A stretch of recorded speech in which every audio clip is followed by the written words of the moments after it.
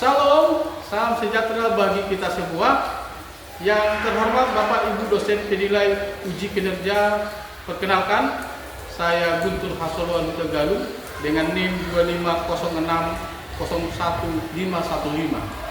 Saya adalah seorang guru SMK Negeri 1 Berdiri di Tapanuli Tengah, sekaligus mahasiswa PPG dalam jabatan Lit 1 pada Institut Agama Kristen Tarutung, Sumatera Utara tahun 2025. Pada video ini saya akan membawakan sebuah materi berjudul Gereja dan Masyarakat Majemuk di kelas 10 semester genap tahun pelajaran 2024-2025. Kira-kira seperti apa ya videonya? Mari kita simak bersama-sama. Shalom, Tuhan Yesus memberkati.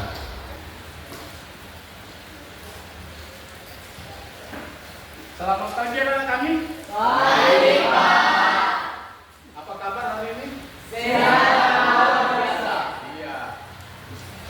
Sudah keadaan sehat, itu yang kita inginkan, biar kita punya semangat baru untuk memulai pelajaran, ya kan? Iya. Coba lihat sih kita ada nggak yang apa kita bersihkan? Oke. Ya, udah bersih ya, hitungan kelasnya ya. Iya. Siapa mau tanya? Hari ini hadir semua? Hadir, Pak. Hadir. Gak ada yang absen? Sakit gak ada ya? Semua hadir, oke. Itu yang kita harapkan. Baik, hari ini kita akan belajar ya pelajaran kita dari bab 10 ya, berkaitan dengan bab dengan yang pelajaran yang sebelumnya. Tapi sebelum kita mulai pelajaran kita langkah baiknya dengan berdoa dan menyanyikan pujian. Oke.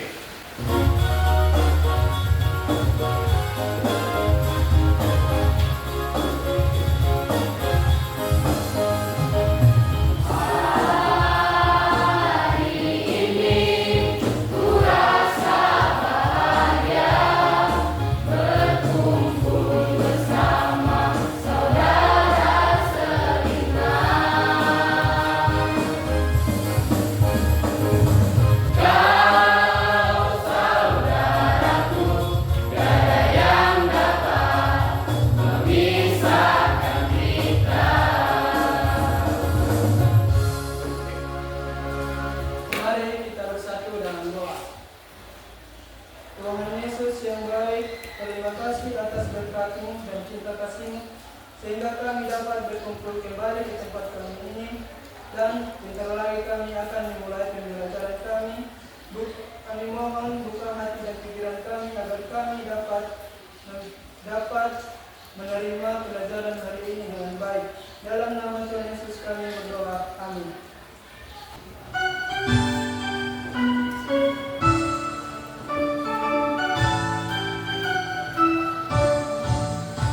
Dari Sabang sampai Merauke, berjajar pulau-pulau, sambung menyambung menjadi satu.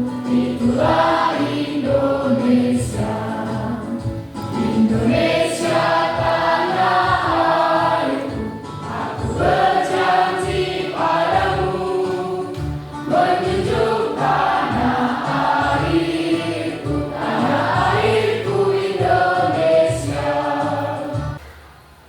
Ya, pelajaran kita hari ini tentang masyarakat dan kemajuan.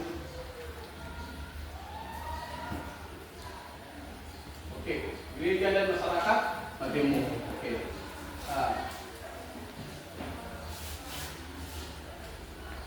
Jadi kalau sebelum kita mulai pembelajaran kita, Bapak ingatkan kembali bahwa pelajaran yang sebelumnya ya tentang apa? Alat menolak diskriminasi. Jadi setelah itu kita pelajari, maka kita kembali di bab sekarang yang hubungannya sebelumnya pelajaran yang kita telah pelajari ya. Jadi hari ini tentang kemajemukan. Jadi tujuan pembelajaran kita adalah mensyukuri keberagaman ras, etnis, budaya, dan agama. Itu kemudian yang kedua, untuk apa kita boleh dengan memahami dasar teologis untuk keberagaman. Yang ketiga, membangun kepekaan terhadap keberagaman itu. Dan yang keempat, mengajak orang lain memiliki kepekaan terhadap keberagaman. Jadi apa tugas pokok gereja? Kita mau bertanya ya, bagi kita sekarang ini seperti ini, apa tugas pokok gereja yang Anda ketahui? Apa yang kamu hidup dalam kehidupan yang beragam? Bagaimana kamu bersikap terhadap gereja itu? Coba Bapak tanya, apa tugas pokok gereja yang Anda ketahui? Coba kita masuk. Ya. Tugas pokok gereja ada 3, yaitu koinonia yang berarti persekutuan, diakonia yang berarti melayani, dan marturi yang berarti bersaksi. Ayo, bagus sekali. Tepuk tangan buat tugas pokok gereja, ya, tugas pokok gereja. Ada sebuah lagu tentang moderasi beragama, ya. Kita dengarkan dulu lagu ini tentang moderasi beragama. Nanti sama-sama kita nyanyi di ayat kedua ya.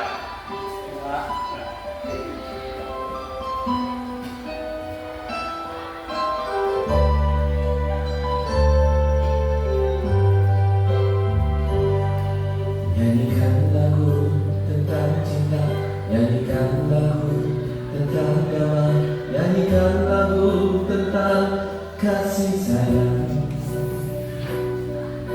Saling menghormati antar umat beragama, mari ciptakan kedamaian dunia. Walau berbeda suku bangsa dan berbagai macam agama, bagai taman bineka tunggal ika, terdapat kasih sayang di dalam kehidupan, surga neraka urusan Tuhan.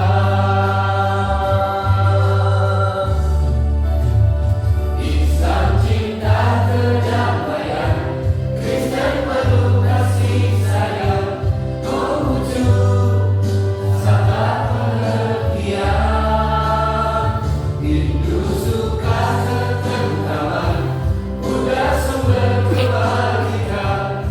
Mari kita hidup berdampingan, bicara lintas agama, di taman hati yang indah, Pancasila berkat hidup bangsa. Ya, setelah kita menyanyikan lagu moderasi toleransi tadi, ya, apa yang kamu berikan pendapatmu, pandanganmu terhadap itu? Ya, jadi itu menunjukkan bahwa di Indonesia ini adalah berbagai macam suku, bangsa, dan agama dan golongan. Oke, kita lihat dulu tentang pengertian masyarakat majemuk, ya. Jadi sesuai dengan tadi lagu-lagu yang ditampilkan tadi, pengertian majemuk itu adalah masyarakat majemuk itu masyarakat yang terdiri dari berbagai suku, agama, dan golongan. Jadi kalau suku di Indonesia, ya, yang sekarang ini suku yang ada di Indonesia ada sebanyak 1.340 suku di Indonesia. Dan kalau dia agama, ada berapa agama di Indonesia? Nah, yang tadi kita senangkan kan? Ada Islam, ada Kristen, ada Katolik, ada Buddha, ada Hindu, satu lagi Konghucu. Bangsa Indonesia tersebar dari Sabang sampai Merauke, terdiri dari berbagai macam agama, suku, bangsa, budaya, dan ras. Oleh karena itu, masyarakat Indonesia disebut sebagai masyarakat majemuk atau multikultur. Indonesia dikenal dengan kemanjamukan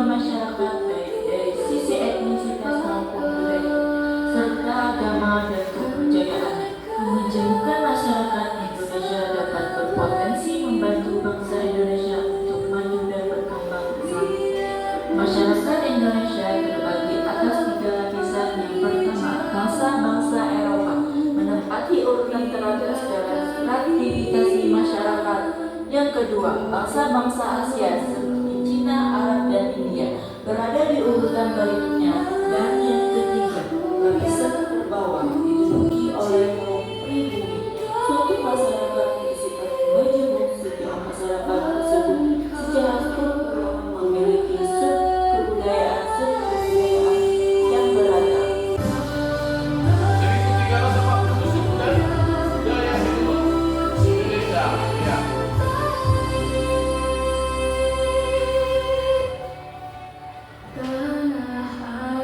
Ada agama kan? Agama. Kita tadi baru sampaikan di Indonesia. Ada 546 bahasa di Indonesia. Berarti ini sendiri ya. Berarti banyak dari bahasa di Indonesia. Ada 180 tarian daerah di Indonesia. Banyak ya. 27 rumah adat. Itu masih mungkin provinsi 27 provinsi ya. Dan 40 pakaian adat di Indonesia. Dan penduduk kita ini sebenarnya nggak berubah ya. 236 juta sekarang. 270 juta. Ini dari Sabang sampai Merauke. Oke, ya. Jadi artinya ya, kalau Bapak katakan sesungguhnya berarti yang sebenarnya ya. Nah, jadi kalau Bapak bilang semut kecil. Jadi kalau dia gajah besar. Oke, kita mulai ya. Bapak ngomong yang sesungguhnya dan ini menjawab. Oke? Sesungguhnya ya. Ya sesungguhnya. Gajah besar. Ya besar penting ya. Semut kecil. Oke, sebaliknya. Ya. Gajah kecil. Semut besar. Sebaliknya, gajah kecil. Ya. Gajah kecil. Semut besar. Oke, bisa. Bisa Pak. Main otak kiri otak kanan ya. Tepuk tangan untuk kita semua. Oke, tadi kita belajar tentang pengertian masyarakat majemuk. Sekarang kita melihat gereja dalam masyarakat majemuk.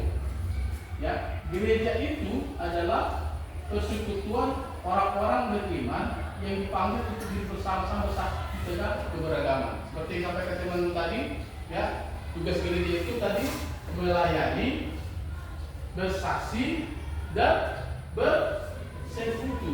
Itu dia tugas tadi gereja. Jadi salah satunya gini, dipanggil untuk hidup bersama bersaksi di tengah keberagaman. Jadi tadi gereja itu fungsinya di keberagaman bagaimana? Dia harus ada di tengah-tengah orang-orang beriman. Ya. Yang kedua, gereja harus hadir sebagai jembatan teladan membangun damai, toleransi, dan persaudaraan. Jadi kita terpanggil untuk membawa damai. Dalam Matius 5 ayat 9 dikatakan, berbahagialah orang yang membawa damai, karena mereka disebut anak-anak Allah. Ada soal kitabnya, ya. Nah, kitab dia menuliskan supaya kita untuk mengasihi, ya. Yang kedua nanti kita dibuat untuk saling mengasihi juga. Jadi kita tetap seorang anak Tuhan tetap mengasihi. Oke, coba kita buka di Yohanes 15 ayat 12 sampai 13. Siapa mau coba baca firman Tuhan ini? Saya. Oke, silakan. Inilah perintahku, yaitu supaya kamu saling mengasihi, seperti aku telah mengasihi kamu. Ayat 13. Tidak ada kasih yang lebih besar daripada kasih seorang yang memberikan nyawanya untuk sahabat-sahabatnya. Iya. Perintah Allah jelas ya. Tadi ini perintahku supaya kamu mengasihi. Jadi kita dikasih untuk mengasihi. Kita diperintahkan untuk mengasihi. Jadi orang-orang anak Tuhan, ya, pembawa damai, orang-orang anak Allah harus mengasihi, mengasihi. Yang kedua adalah Roma 12 ayat 10. Hendaklah kamu saling mengasihi sebagai saudara dan saling mendahului dalam memberi hormat. Orang-orang anak Tuhan harus memiliki buah roh. Ya. Alkitab mencatatkan buah roh. Tetapi buah roh ialah kasih, sukacita, damai sejahtera, kesabaran, kemurahan, kebaikan, kesetiaan. contoh dalam Alkitab, ya, mungkin kita berpikir, adakah nggak di Alkitab tentang kemajemukan? Ya, kemajemukan ada orang Kristen, Yunani, ya, tentang bangsa Israel. Ini orang Samaria yang murah hati. Orang Samaria yang murah hati. Suatu ketika, Yesus bercerita tentang seorang pria yang sedang dalam perjalanan dari Yerusalem ke Yeriko. Dalam perjalanannya, pria tersebut diserang perampok yang mengambil semua miliknya dan memukulnya hingga hampir mati.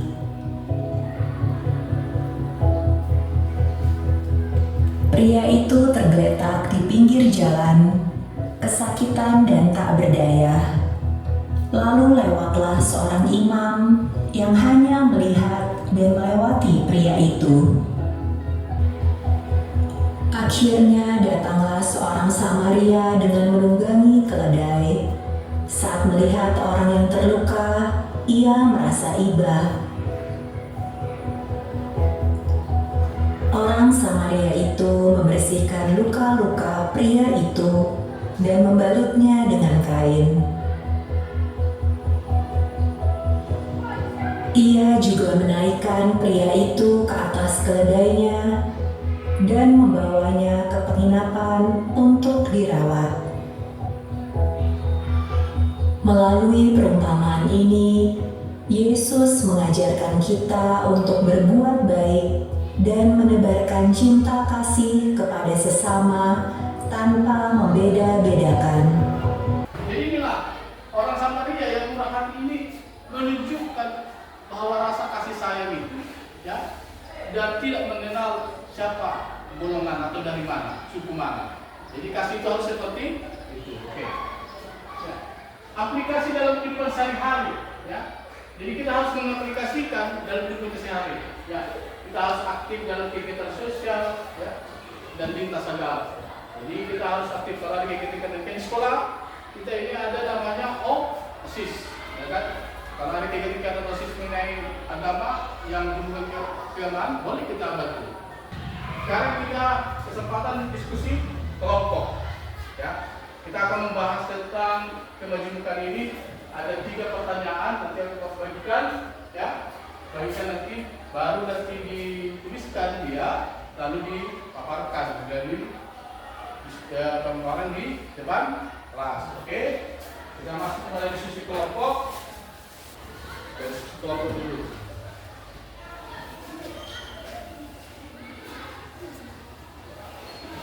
Nah,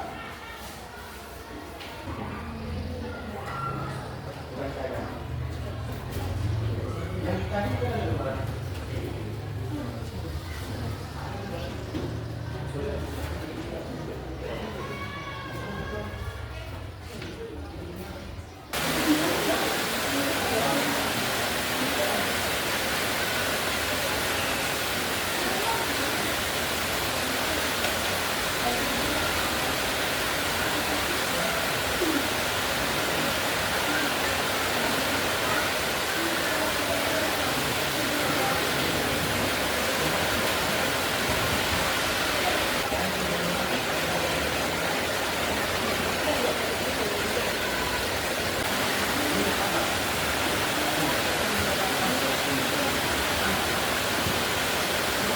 Salam bagi kita semua.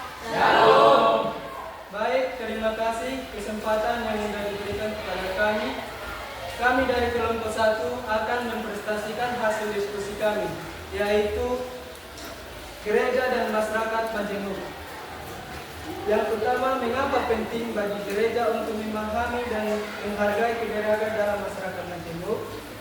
Hal ini penting karena gereja dipanggil untuk melayani, mengasihi tanpa memandang latar belakang, budaya, ras, dan agama, dan juga membangun komunitas dengan memahami dan menghargai keberagaman. Dan yang kedua, bagaimana gereja berperan aktif menjaga kerukunan di tengah masyarakat yang berbeda-beda. dengan cara mengadakan kegiatan sosial, membantu masyarakat yang membutuhkan untuk membangun kesatuan, dan juga memfasilitasi dialog dan komunikasi antara kelompok-kelompok yang berbeda-beda untuk membangun pemahaman dan pengertian dalam masyarakat. Yang ketiga, apa tantangan yang dihadapi dalam masyarakat Majemuk dan bagaimana cara menghadapinya? Yaitu tantangan yang dihadapi dalam masyarakat Majemuk antara lain perbedaan latar belakang budaya, ras, agama, dan suku yang menyebabkan diskriminasi, ketidakadilan dan menyebabkan ketidakpuasan menjadi konflik. Ya, kalau saya tidak kuat dengan oke. Jadi kata mana? Dan cara menghadapinya yaitu dengan membangun pendidikan tentang lingkungan agar dapat meningkatkan kesadaran bagi masyarakat. Oke, sudah dengarkan? Bisa dengarkan? Enggak, tidak, enggak. Nah, bagaimana pendapatnya? Bagus ya? Nah, kira ada enggak teman mau bertanya tentang yang telah dipaparkan mereka? Ya. Apa peran gereja? Kok dalam kami tidak berpindah ke caranya? Jadi dengarkan. Apa peran gereja dalam membangun kerukunan antarumat beragama? Baik, terima kasih kepada teman kami yang sudah bertanya. Yaitu gereja berperan sebagai jembatan dialog, aktif dalam kegiatan lintas iman, serta mendorong warganya hidup damai dan bekerja sama dalam kebaikan bersama. Ya, ya, jawabannya. Oke, terima kasih untuk satu. Berikan aplaus juga untuk satu. Shalom teman-teman. Terima kasih kami ucapkan atas waktu dan kesempatan yang sudah gereja sebagai kami dari kelompok 2 yang menyampaikan diskusi kami mengenai gereja dan masyarakat. Pertama, mengapa penting bagi gereja untuk memahami dan menghargai keberagaman dalam masyarakat Majemuk?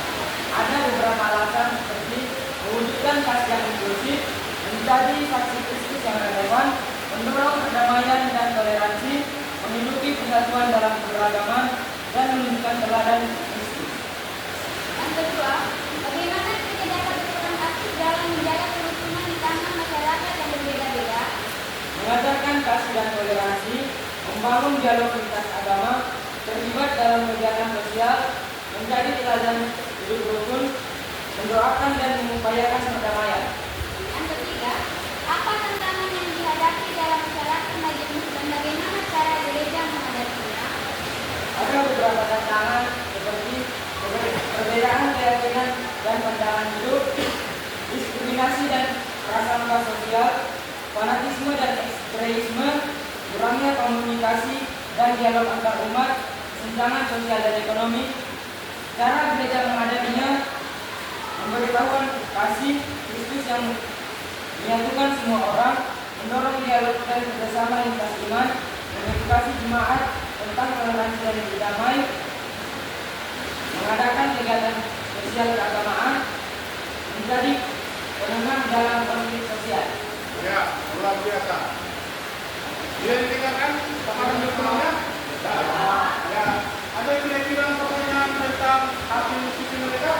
Oke, silakan. Apa peran gereja di tengah masyarakat Majemuk?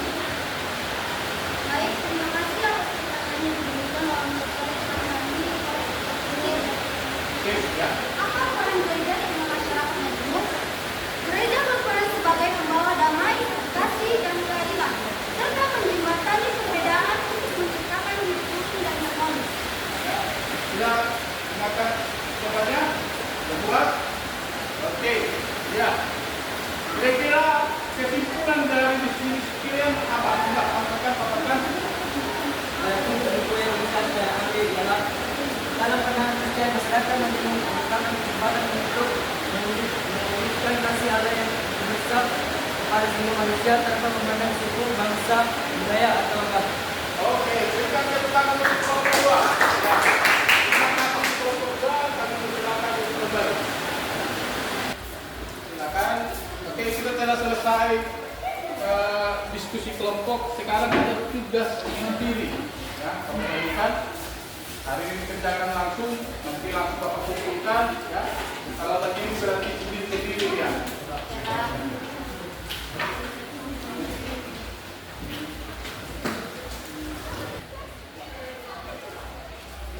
Waktunya Bapak kasih 5 menit aja ya. Oke, sudah selesai? Dan Bapak kumpulkan? Oke, kita kumpulkan aja ya. Ini Bapak kumpulkan. Oke.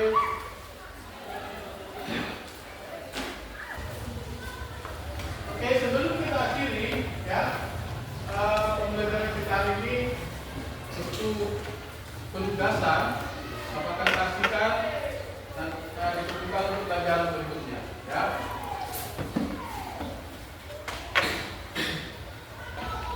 Baik, itu yang Bapak kasih penugasan untuk kita pertemuan berikutnya. Ya.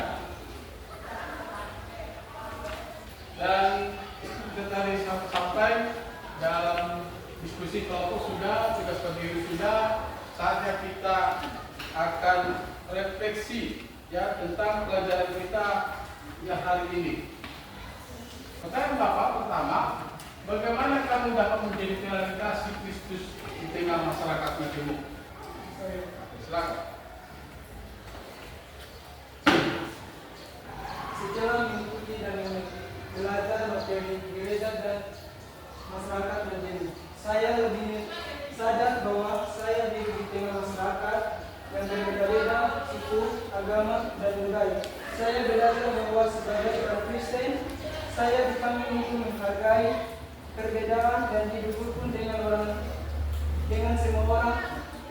Kini saya ingin lebih terbuka dalam pergaulan dan tidak mudah menghakimi orang yang berbeda dari saya. Oke, baiklah. Kamu akan kasih penutup sebelum kita berdoa ya, bahwa kemajemukan itu merupakan kekayaan bangsa Indonesia yang dilahirkan dalam negara kesatuan Republik Indonesia dengan falsafah Pancasila. Bineka Tunggal Ika walaupun berbeda, tetapi kita satu jua. Jadi kemajemukan budaya, suku, bangsa, agama, pulau menjadi keindahan tersendiri bangsa Indonesia. Itu dasar kemajemukan ya. Yang kedua, gereja dipanggil untuk hadir melayani dan menjadi terang di tengah masyarakat Majemuk, bahkan mendoakan bangsa dan negara. Itu Yeremia 29 ayat 7. Ya, doakanlah kesejahteraan kota di mana kamu tinggal. Itu dia. Jadi kita sebagai orang-orang percaya, sebagai orang-orang Kristen, wajib mendoakan bangsa dan negara kita. Ya.